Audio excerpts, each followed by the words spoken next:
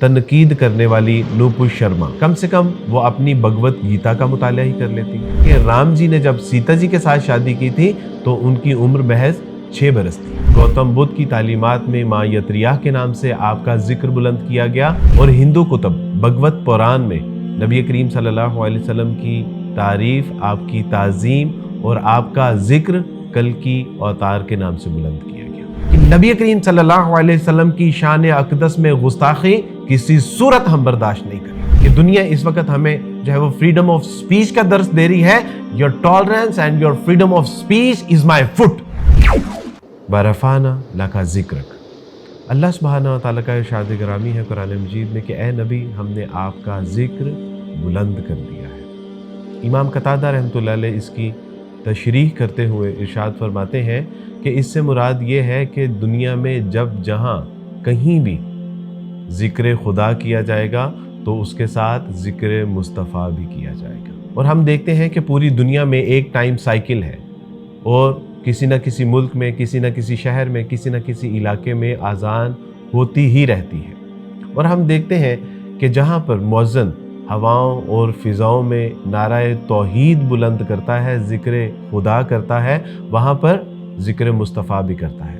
گویا کہ جب بھی اشہد ان لا الہ الا اللہ پڑھا جاتا ہے تو اشہد ان محمد رسول اللہ صلی اللہ علیہ وسلم کہہ کے مؤذن ہواؤں کو، فضاؤں کو معطر کرتا ہے۔ محمد رسول اللہ۔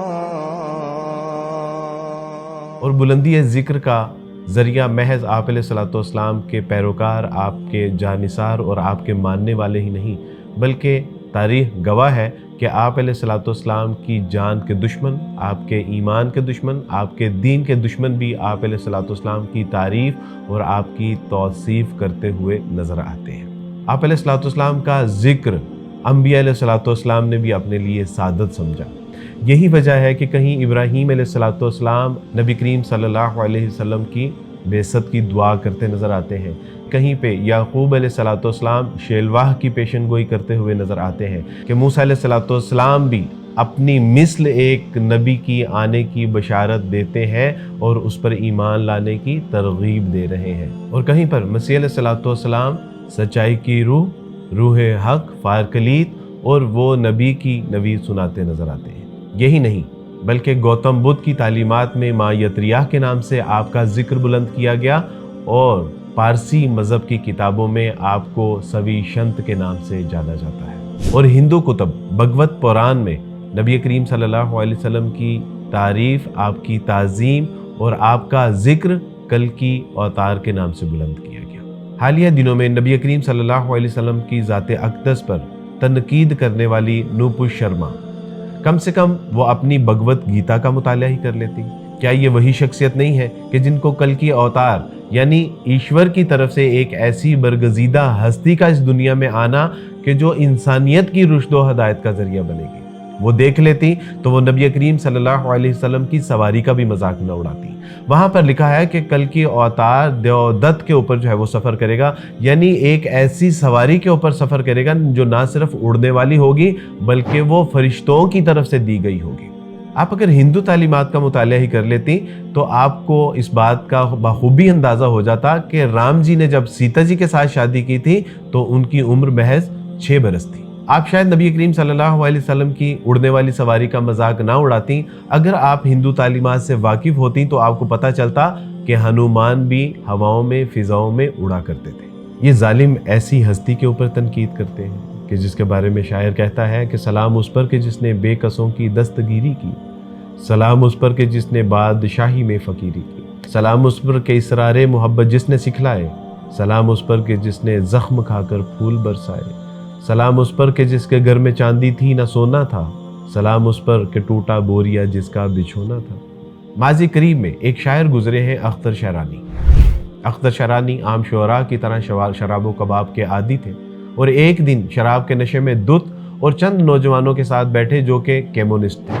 ان کیمونسٹ نوجوانوں نے حضرت کے نشے کا فائدہ اٹھاتے ہوئے اس سوال و جواب کی نشست کا آغاز کر دیا۔ پوچھا کہ اختر آپ بتائیے کہ فلاں فلاں فلاں شعراء کے بارے میں آپ کا کیا خیال ہے؟ کہا کہ وہ میرے پائے کے نہیں ہیں، کہا کہ فلاں شاعر کے بارے کہا کہ وہ ہمارے بچے ہیں ابھی، کہا کہ فلاں حکمہ کے بارے میں کیا کہتی کہ ان کا ذکر یہاں پر عبث ہے، کہا کہ فلاں فلاسفرز کے بارے میں کیا کہتے ہیں، کہا کہ آج اگر وہ ہوتے تو میری مجلس میں بیٹھے ہوتے۔ بغض باطن کا مظاہرہ کرتے ہوئے ان نوجوانوں نے اختر شہرانی سے پوچھا کہ آپ محمد صلی اللہ علیہ وسلم کے بارے میں کیا کہتے ہیں؟ تو اختر کا چہرہ غصے سے سرخ ہوا، جام پھینکا اور چھڑی سیدھی مد مقابل کے سر پہ دے ماری اور کہا کہ بدبخت، اس ناپاک مجلس میں اس مقدس ہستی کا نام لینے کی بھی تمہاری کیسے جرت ہوئی؟ ہمارے پاس ایک آخری سہارا وہ محمد صلی اللہ علیہ وسلم تو ہیں، اور تم چاہتے ہو کہ وہ بھی ہم سے چھین جائیں، وہ بھی ہم سے چھوٹ جائیں، ہم اس سے بھی تہے دامن ہو جائیں؟ اے بدبخت، تمہاری جرت کیسے ہوئی؟ اور پتہ چلتا ہے کہ اس کے بعد باقی ماندہ زندگی اختر شہرانی نے ایک اچھے سچے پکے اور نبی کریم صلی اللہ علیہ وسلم کی اطاعت اور اتباع میں زندگی بسر کی۔ حالیہ دنوں میں نبی کریم صلی اللہ علیہ وسلم کی شان اقدس میں جو گستاخی کی گئی ہے، اس کے سبب پورے عالم اسلام میں ایک غصے کی لہر جو ہے وہ محسوس کی جا رہی ہے، اور یہ ہونی بھی چاہیے۔ ہم گنہگار ہیں، ہم سیاکار ہیں، ہم بدکار ہیں، لیکن نبی کریم صلی اللہ علیہ وسلم کی شان اقدس میں گستاخی کسی صورت ہم برداشت نہیں کریں گے۔ یہ دنیا ہمیں اس وقت جو ہے وہ ٹالرنس کا درس دے رہی ہے، یہ دنیا اس وقت ہمیں جو ہے وہ فریڈم آف سپیچ کا درس دے رہی ہے۔ Your tolerance and your freedom of speech is my foot. ہم نبی کریم صلی اللہ علیہ وسلم کے معاملے میں کبھی بھی کسی کو اس فریڈم آف سپیچ کی اجازت نہیں دیں گے۔ یہ پوری دنیا کان کھول کے بات سن لے کہ اس معاملے میں آپ ہمیں عدم برداشت ہی پائیں گے، اور ہم کسی کو اجازت نہیں دیں گے۔